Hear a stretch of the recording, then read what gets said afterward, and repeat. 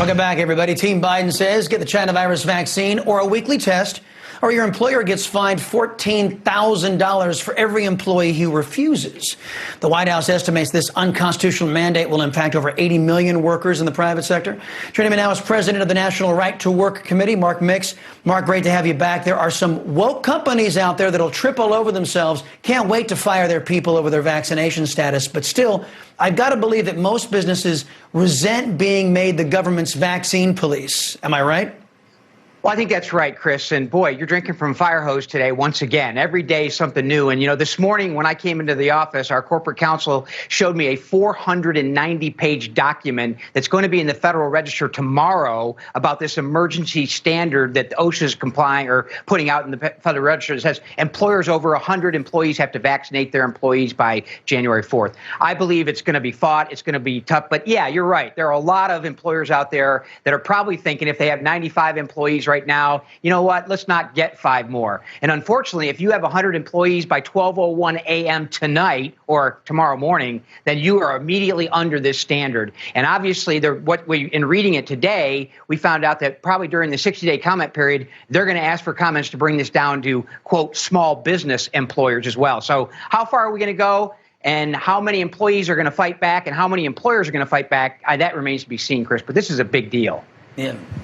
It is a big deal, and nobody's talking about the constitutionality of all of this, which, of course, this administration ignores the Constitution. They're left-wingers, after all.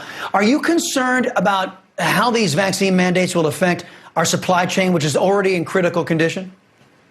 Yeah, absolutely. I mean, we're already 100,000 truck drivers short out in Los Angeles and warehousemen out in Los Angeles at the Long Beach ports. You know, 40% of our imports in the United States come through those 2 ports. And frankly, you know, with the control of the International Longshoremen and Warehousemen Union out there, basically blocking any automation, any technological advances, this is a problem that's been going on for a long time that's exacerbated by the COVID problem. But there's a union part of this too, Chris, and this is their monopoly power over how these ports run. And yet no one seems to care about that. Not Joe Biden, not Marty Walsh, who was in Charleston yesterday at the newest, most modern port built in the United States in the last decade that's being boycotted because the International Longshoremen's Association is threatening shippers with major lawsuits. They already filed a $300 million lawsuit against 2 shippers because they want every job to be a union job at that port. So they're willing to stop the whole entire supply chain just because they want union workers running the cranes instead of state employees. It's been the rule in Charleston and the ports down there for decades. Well, good grief. That leads right into my next question. The supply chain issues might also be a chance for change here to advance our job market and maybe some technology. Should folks investigate maybe bringing in, you know, automation instead? And then what's your take on relocating these ports out of left-wing states to smarter states like Texas and Florida to bypass all these dumb left-wing state laws? Yeah, that's right. Well, let's first of all on the modernization and the automation. I mean, in 2002, the ILWU, which is the union that represents the 29 ports on the West Coast, basically went on strike and threatened a huge job action because the Pacific Maritime Association wanted to introduce sensors, scanners, and barcodes at the port. You know, today you walk into a Walmart and you don't even have to talk to a cashier because of a sensor inside the packaging that will automatically price it.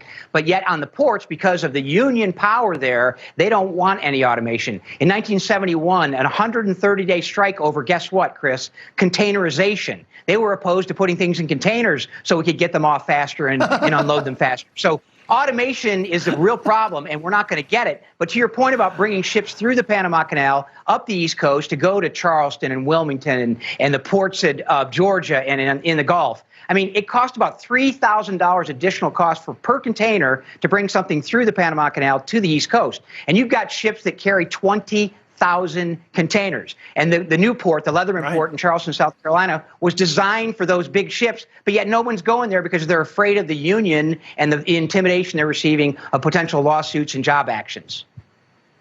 Yeah, well, folks, you might want to thank the unions if Christmas is called off this year. The supply chain crisis should be a wake-up call to this country and how dependent we are on China, too. 2019, China was America's largest supplier of imports. We rely on them heavily for medical equipment, pharmaceuticals, high-tech systems. During the pandemic, you might remember this, China threatened our people saying that they would withhold our medications if we don't do what they want. Isn't it time we take back independence from our enemies in communist China? And do you think this administration could pull something like that off, or are they even interested? Well, I don't think this administration is interested. But, Chris, as you reported on in the past, President Trump, his policies, reducing energy costs, reducing taxes, reducing regulation, was exactly the recipe to onshore American manufacturing jobs that have left during the Obama years and the NAFTA years. You know, President Trump's objective was to bring America back, to bring manufacturers back to this country. And sure enough, if we would do that and continue to do that, we wouldn't be relying on the Chinese for some of our most important components in electricity and medicine. You know, President Trump's policies basically promoted that. President Biden's policies have actually destroyed it. It's only taken him about 7-8 months to do that. And here we are with high energy costs, high taxation, increased regulation. People are looking for places to take jobs in manufacturing units and institutions. Well, you know, Mark, you know, Biden is an overachiever when it comes to doing damage to his own country. Mark, thanks for your time tonight. Straight ahead.